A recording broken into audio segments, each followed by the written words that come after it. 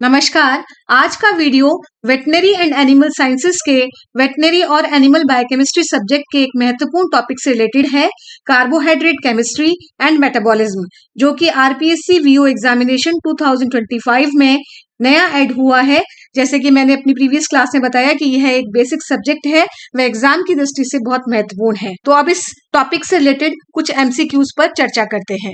Carbohydrate chemistry and metabolism. Question number 1, which of the following polysaccharide is composed of beta glycosidic bonds. जैसे कि आप सभी जानते हैं कि कार्बोहाइड्रेट में ग्लाइकोसाइडिक बॉन्ड्स होते हैं।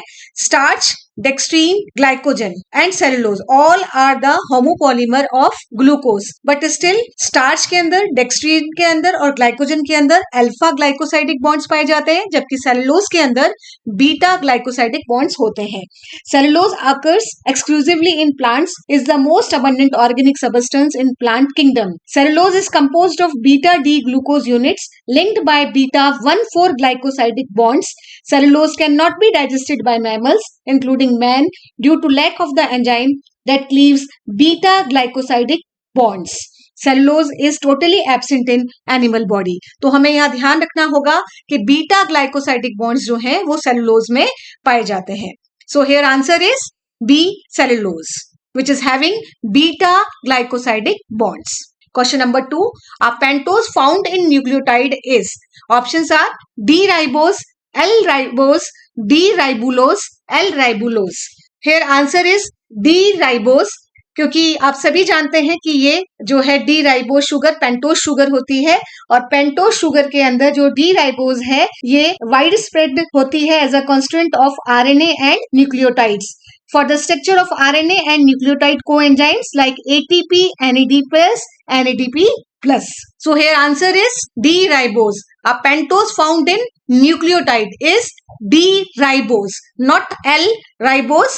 It is D-ribose, क्योंकि कार्बोहाइड्रेट जो है वो मैक्सिमम डी फॉर्म में हमें मिलता है नेचर के अंदर। Next question, a homopolymer of glucose is. Here options are starch, dextrin, glycogen and all. जैसे कि मैंने बोला कि starch, dextrin and glycogen all are homopolymer of glucose, और साथ में हम इंक्लूड करेंगे सेलुलोज को भी, बट सेलुलोज में बीटा ग्लाइकोसाइडिक बॉन्ड थे। स्टार्च, डेक्सट्रीन एंड ग्लाइकोजन तीनों के अंदर अल्फा ग्लाइकोसाइडिक बॉन्ड्स प्रेजेंट होते हैं।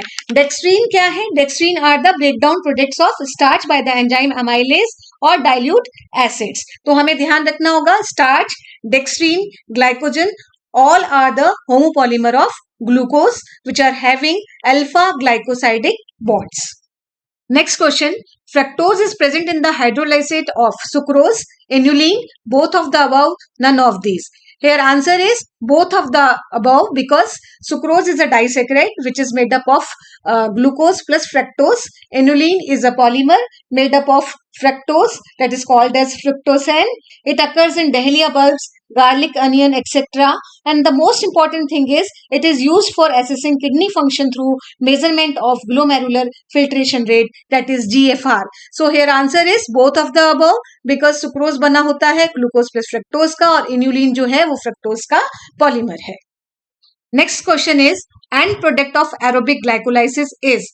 जैसे कि मैंने कहा कि कार्बोहाइड्रेट मेटाबॉलिज्म आपके सिलेबस में है, और यहाँ glycolysis, gluconeogenesis and glycogen metabolism with TCA cycle, ये सभी जो टॉपिक हैं वो बहुत इंपॉर्टेंट है एग्जाम की दृष्टि से। तो यहाँ पर जो पूछा गया है वो पूछा गया है aerobic glycolysis. It means in the presence of oxygen. क्या होता है glycolysis? Glycolysis is defined as the sequence of reactions converting glucose to pyruvate और lactate with the production of ATP. अब यहाँ आता है अगर ऑक्सीजन की प्रेजेंस में है तो एरोबिक, और अगर एब्सेंस में है तो एनारोबिक। सो एंड प्रोडक्ट क्या है ग्लाइकोलाइसिस का? आंसर होगा पाइरुवेट। अगर एनारोबिक ग्लाइकोलाइसिस पूछा जाता तो आंसर होता lactate. So here answer is pyruvate. So end product of aerobic glycolysis is pyruvate. Next question, very important. All take place in mitochondria except. Options are fatty acid oxidation, glycolysis, respiratory chain, citric acid cycle. Citric acid cycle which is also known as TCA cycle. Respiratory chain which is also known as ETC, electron transport chain. Glycolysis आप सभी को पता है, fatty acid oxidation, जो आप UG level पे beta oxidation के नाम से पढ़ते हैं। So all takes place in mitochondria except, यानी कि सब माइट्रोकॉन्ड्रिया में होती है सिवाय एक के। सो आप सभी को मालूम है कि ग्लाइकोलाइसिस कहाँ पे होता है, साइटोप्लाज्म के अंदर होता है। Glycolysis, HMP, fatty acid synthesis, purine and pyrimidine catabolism, सारे के सारे जो हैं वो साइटोसोल में, साइटोप्लाज्म में होते हैं। माइट्रोकॉन्ड्रिया में क्या होता है, यहाँ ध्यान रखने की जरूरत है। Fatty acid oxidation, amino acid oxidation, Krebs cycle, TCA cycle और citric acid cycle, urea synthesis, electron transport chain and oxidative phosphorylation. Urea cycle का जो कुछ पोर्शन है वो माइट्रोकॉन्ड्रिया में होता है। साइटोप्लाज्म, माइट्रोकॉन्ड्रिया और न्यूक्लियस, तीन ऐसे ऑर्गेनेल्स हैं जहां पर मैक्सिमम मेटाबॉलिज्म होता है। न्यूक्लियस के अंदर आप सभी को पता है biosynthesis of DNA and RNA। जो एंडोप्लाज्मिक रेटिकुलम है वो सभी जानते हैं कि प्रोटीन बायोसिंथेसिस वहां होता है। इसी प्रकार जैसे मैंने साइटोप्लाज्म का बताया, बहुत इंपॉर्टेंट है साइटोप्लाज्म। ग्लाइकोलाइसिस कहाँ होता है, साइटोप्लाज्म में। और इस क्वेश्चन में बाकी सब जो है वो माइट्रोकॉन्ड्रिया के अंदर होते हैं। Next question, in anaerobic glycolysis, the energy yield from each molecule of glucose is, options are 2 ATP equivalents, B 8 ATP equivalents, C 30 ATP equivalents, D 38 ATP equivalents. So here answer is 2 ATP equivalents. जैसा कि मैंने बताया कि anaerobic glycolysis without oxygen होता है और इसका जो एंड प्रोडक्ट है वो लैक्टेट होता है, जबकि हमने पहले देखा था कि जो एरोबिक ग्लाइकोलाइसिस है उसका एंड प्रोडक्ट पायरुवेट होता है। साथ में अगर हम एटीपीज की बात करें तो एटीपीज में जो एनारोबिक ग्लाइकोलाइसिस है उससे 2 ATPs जो है 2 ATP इक्विवेलेंट हमें मिलते हैं, जबकि जो अगर एरोबिक की बात करेंगे तो ग्लाइकोलाइसिस से net ATP synthesis in glycolysis in aerobic condition either 7 और 8, जो कि अलग अलग है, 7 नई कंडीशंस में है। सो इस तरीके से इस क्वेश्चन का आंसर होगा 2 ATP equivalents in anaerobic glycolysis. The energy yield from each molecule of glucose is 2 ATP equivalents. Next, a unique byproduct of glycolysis in erythrocyte is, erythrocytes means RBCs. तो यहाँ पूछा गया है कि ग्लाइकोलाइसिस जो different तरीके की होती है, एरिथ्रोसाइट्स में होती है, RBC के अंदर होती है, उसका by product, unique by product क्या है। सो हेयर इंपॉर्टेंट बात आपको बहुत अच्छे तरीके से ध्यान रखना है कि एक साइकिल होता है जिसका नाम है रैपापोर्ट-ल्यूबरिंग cycle. This is a supplementary pathway to glycolysis which is operative in the mature erythrocytes of man and other mammals.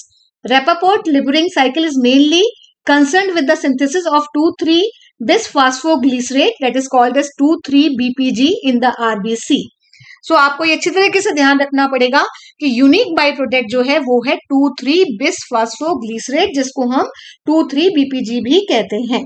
सो आप रैपापोर्ट-ल्यूबरिंग साइकिल को अच्छे से पढ़ें। So here answer is, a unique byproduct of glycolysis in erythrocytes is 2,3-bisphosphoglycerate, that is 2,3-BPG. Next question, the phenomenon of inhibition of glycolysis by oxygen is termed as, options are red rock, Pasteur effect, Michaelis effect, Fischers effect. यहाँ पर answer होगा Pasteur effect. The inhibition of glycolysis by oxygen, that is aerobic condition, is known as Pasteur effect. Louis Pasteur ने इसे खोजा था। दूसरी important चीज आपको अच्छे से याद रखनी पड़ेगी, इसका जस्ट अपोजिट जो इफेक्ट है वो है Crabtree effect, that is the phenomenon of inhibition of oxygen consumption by the addition of glucose to tissue having high aerobic glycolysis is known as Crabtree effect. So this is opposite to the Pasteur effect. So here answer is Pasteur effect. The phenomenon of inhibition of glycolysis by oxygen is termed as Pasteur effect. Next question, glycogenesis requires, options are GTP, CTP, UTP, none of these. Here answer is UTP. पहले तो हम ये देखें कि glycogenesis क्या होता है, बहुत इंपॉर्टेंट टॉपिक है कार्बोहाइड्रेट मेटाबॉलिज्म का, ग्लाइकोजन मेटाबॉलिज्म. तो दो टर्म्स होती हैं, glycogenesis that the synthesis of glycogen from glucose is glycogenesis, और दूसरा होता है glycogenolysis, the degradation of stored glycogen in the liver and muscles. Constituent क्या बनाता है, ग्लाइकोजिनोलाइसिस. सो ग्लाइकोजेनेसिस ग्लाइकोजन का बनना ग्लूकोज से, और ग्लाइकोजिनोलाइसिस डिग्रेडेशन होना ग्लाइकोजन का किसमें होगा, ग्लूकोज के अंदर. सो यहां आंसर होगा यूटीपी. यूटीपी क्या है, यूरिडिन ट्राई फॉस्फेट एक न्यूक्लियोटाइड है, और ये ग्लाइकोजेनेसिस जो प्रोसेस है पूरा उसके अंदर रिक्वायर्ड होता है. So here answer is UTP, uridine triphosphate.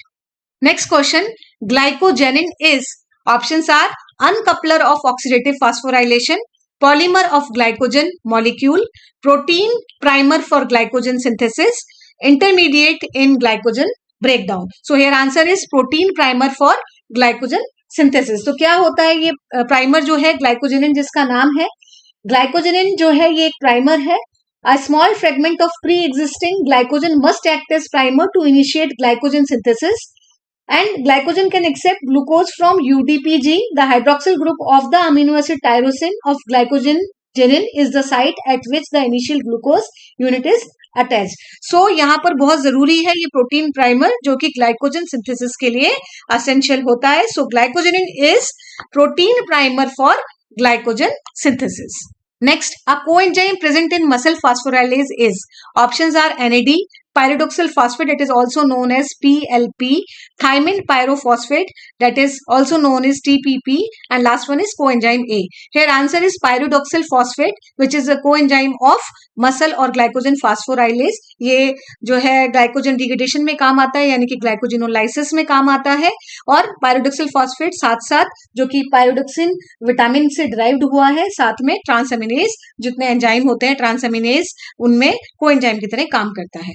NAD जो है, जो NAD है nicotinamide adenine dinucleotide, niacin से डिराइव होता है और LDH का कोएंजाइम है, LDH इस पर डिपेंडेंट रहता है. साथ में थायमिन पायरोफॉस्फेट, TPP की बात करें तो बहुत इंपॉर्टेंट है, थायमिन विटामिन B1 से डिराइव्ड हुआ है और ट्रांसकीटोलेज एंजाइम इस पर डिपेंडेंट होता है. साथ ही अगर कोएंजाइम A की बात करें तो कोएंजाइम A पेंटोथेनिक एसिड से डिराइव्ड होता है और थायोकाइनेज जो है वो एंजाइम इस पे डिपेंडेंट रहता है. So thank you for watching this video. हमेशा की तरह please subscribe, like and share my YouTube channel, that is Barkha's Vet Sphere. Thanks a lot.